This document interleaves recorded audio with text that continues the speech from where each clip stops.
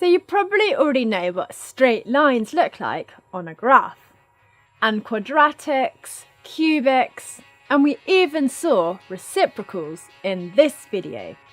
There are just a few more graphs that we need to recognise: the sine, cos and tan graphs, and exponential graphs. At this stage, we just need to recognise what they look like, to not be shocked by the shapes. So, don't stress too much about learning the exact places they cross the axes or anything. So let's start with the three trigonometric functions. The sine and cos graph are really similar. Let's have a look at the sine graph. It crosses through the origin, has a maximum of 1 and a minimum of -1, and it repeats forever in the positive and negative directions. Let's now have a look at the cosine graph. See how it's basically the same as the sine curve, but it's just shifted a bit, so it crosses the y-axis at 1 instead of 0. So now let's have a look at the tangent graph. It's very different. You just need to recognise the shape. So we'll look at the actual values of the trigonometric graphs in another video.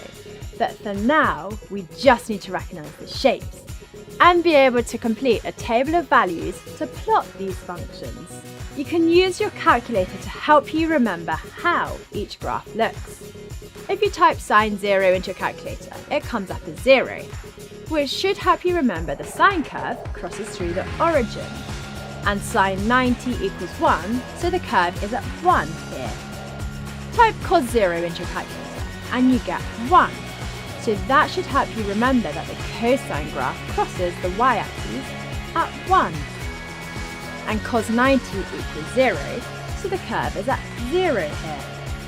So all we really need to know at this stage is that the sine and cosine graphs are curves that go up, middle, down, every 90 degrees and carry on forever. The tangent looks very different. It sort of looks like lots of separate tall thin curves. So now we can recognise the three trigonometric functions. Now for exponential graphs. Again, it's just about recognising the shape. We'll discover more about them in future videos.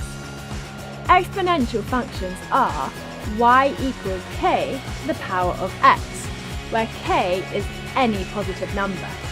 So y equals 2 to the x looks like this. For any number that is above 1, the exponential graph will also look similar in shape to this. For the negative values of x on the graph is very close to y equals 0. And then as the x values increase, the graph heads towards infinity. Whereas, if we have y equals 0.5 to the x, for example, or any value between 0 and 1, the exponential graph would look like this. So it's just reflected. But again, you don't need to worry about remembering this exactly. Just be aware that exponential graphs can be flipped. Either way, they cross through at 0, 1, and they both get really close to, but never actually cross the x-axis.